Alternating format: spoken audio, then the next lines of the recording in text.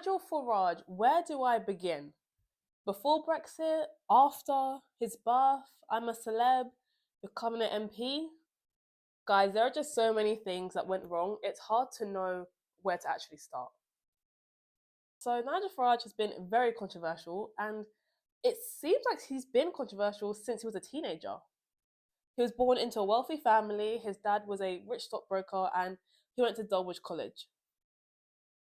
In 1981, an English teacher had allegedly written to the headmaster at the college asking him to reconsider his decision to appoint Farage, who was 17 at the time, as a prefect.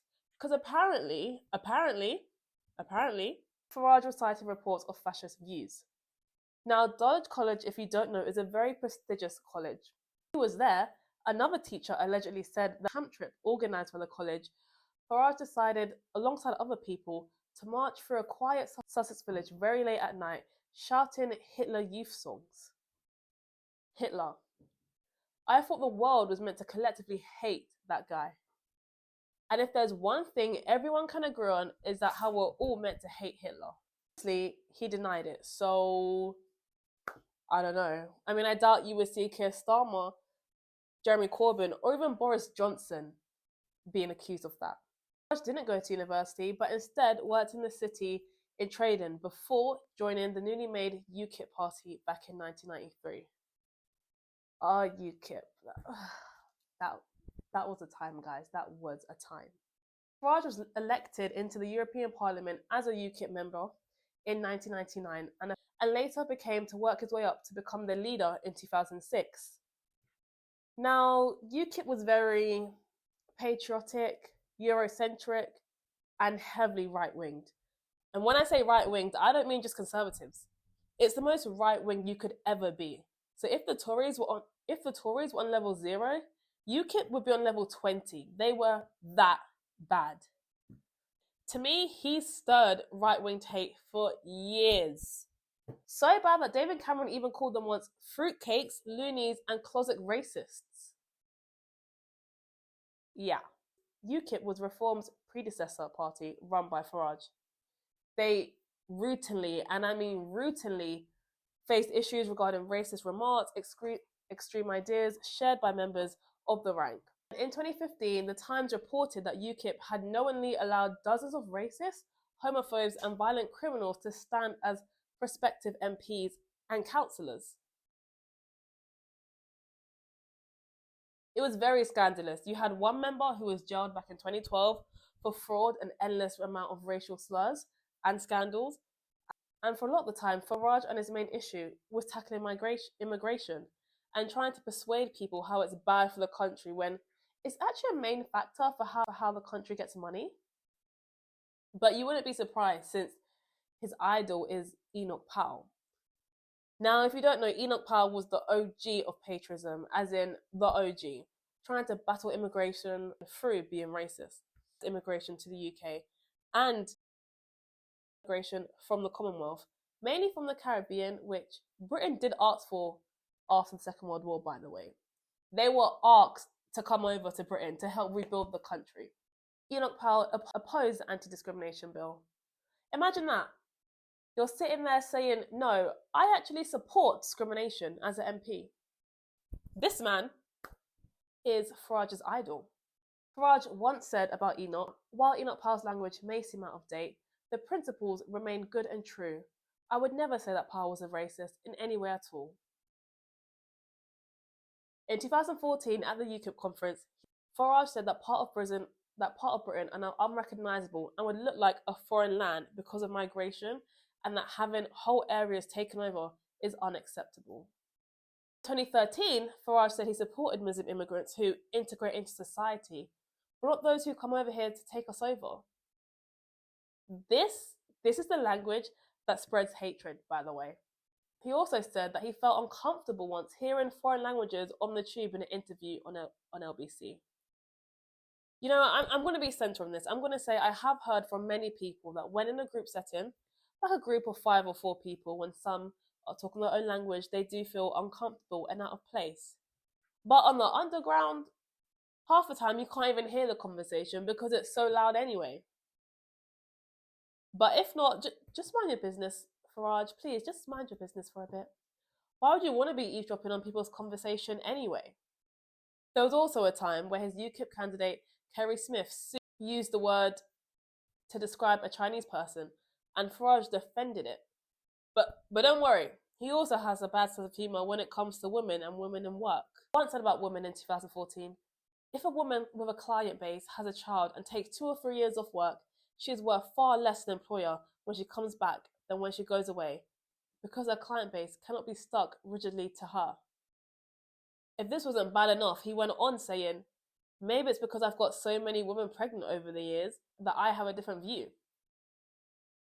Among other disturbing things, he supports Trump. Well, it seems like the majority support Trump now that he's president.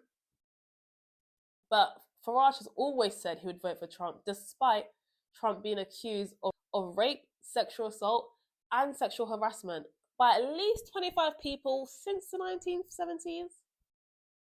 By the way, Trump was found guilty on all 34 charges, porn star hush money trial, and would have been sentenced, but now he's president. I guess justice gets thrown right out the window. In June this year, Farage was asked if he was elected in Parliament, would he help the campaign with Trump? And he said, I clearly could not spend much time in America if I was in Westminster. Doesn't mean I could not go at all, but certainly it would be a change of priorities. Believe it or not, Farage did actually go to the US to support Trump, which is more than he does for his own constituencies in Clacton. How is Clacton, Farage? How is Clacton? Before Farage was elected as an MP, he led 2 political parties, but never actually held office until recently. So he has never been a minister for anything, and therefore has never been accountable for anything he had to say. He's just been a nuisance. And he knows it. This is not me calling him out. He knows it. Just this election, he said, send me to the Parliament to be a bloody nuisance to people in Clacton. He is a nuisance! Sorry for shouting. He is a nuisance. But he's always been quite a nuisance. He's managed to take what was a small political party to political mainstream back at the 2013 local elections with UKIP. I would probably say, for me, his biggest moment would probably be 2016 and Brexit. Why, guys? Why? He started the bandwagon for Brexit, and that was the UK leaving the EU. At the time, the then Prime Minister, David Cameron, was against it. And the main cause of this was immigration, funding too much, and that apparently we're funding too much outside the country and should focus on the UK instead. Which, when you think about it, on one hand does seem logical, but in reality, it actually isn't that simple. They were campaigning, guys, and David Cameron clearly didn't have that much influence against Farage and Boris Johnson, who then became the next PM when David Cameron stepped down. Just a small moment after we left the EU, Farage said that the number on this bus was a mistake. You can't make this up, by the way. You just can't. The Brexit referendum campaign, there was this huge focus by Farage on targeting migrants. And not just migrants, but also Muslims, and linking them to violence. Last year, Farage appeared on I'm a Celebrity, Get Me Out of Here. Why is anyone's guess? I don't know. He was the second politician to do it after Matt Hancock. Now, Matt Hancock was definitely hated. I will admit, he was definitely hated. He was caught not social distancing during COVID when everyone else was, failed the UK as health secretary, and we had a number of high deaths in Europe. I think one of the highest deaths in Europe regarding COVID. And he was even caught having an affair on camera. We all remember this pic flying around and thinking it had not get worse. Matt came on wanting forgiveness, but Farage, I had no idea what he came on for, but it seemed like the public did love him. He managed to come third out of 12 contestants. I could only imagine it was to make the public like him. And I would say it was pointless, but then after 8 years of him trying to become an MP, he made it this year. He beat his constituents in Clacton with 21,000 votes. So yeah, we're not that great on our politics here either, guys. But anyway, on the show, one of the other contestants and YouTuber, Nella Rose, said Farage wanted people like her gone from the UK, and that she had read online that Farage was anti-immigrants. She also asked why he didn't like black people, and I know we were all waiting for that question. I was waiting for that question. The conversation was actually interesting. She actually said, "So everyone hates you for no reason?" And Farage replied, "You can disagree with somebody, but to chuck around accusations the way they've been chucked around is grossly unfair." Anti-immigrant, right? No, all I've said is we cannot go on with the numbers coming to Britain that are coming. Nella, shout her out, didn't back down when she asked him about the problem with immigration. And she said that if the UK as a child, she would be one of those numbers Farage was talking about. But Farage said that the number of people entering the UK was affecting GP appointments. Sir, please be for real. This is not about him saving the NHS. He probably doesn't even use the NHS. He definitely got it in the jungle. Even First Date's host Fred Sirrock said he thought Brexit was shameful, which it is. A joke. Because we're not better off than we were back in 2016. Listen, Farage is an MP. He is trained to know what to say. So me personally, it doesn't matter how many people try and get him, he will not break. Unless you're Piers Morgan, of course, then maybe you can crack him. Just maybe. I also think it's quite interesting when politicians try to include themselves in the culture instead of focusing on politics. Yeah, that's Nigel Farage as well. Now, you may or may not have heard, I didn't hear until very recently, that Jaguar's new advert didn't appeal to many people. Jaguar's new advert really got some people tight. There weren't any cars in the advert, and instead, people seemed to be coming out of an elevator, walking around in different colours. There was still this mystique that you find in most car and perfume adverts. You know, the one when there's one person or a car in the middle of the desert, or a mountain, or a jungle. We've seen those adverts. We've seen those adverts many times. They also changed the logo, and I'm gonna be real, guys. I didn't even know what the previous logo meant before. I'm sure most of us didn't even know what it meant before.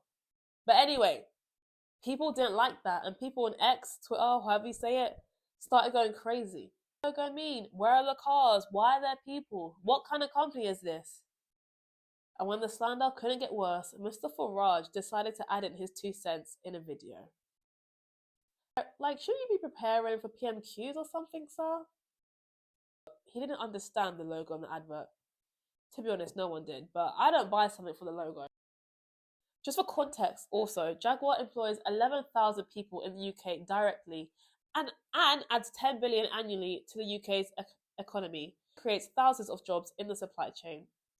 And we know how Mr. Farage feels about his jobs. It's fair to say that unless you actually buy cars made by Jaguar, you shouldn't feel this way. So, we have come to the end of the video. Your views on Nigel Farage. Do you like him? Why? Please comment below. Dislike him.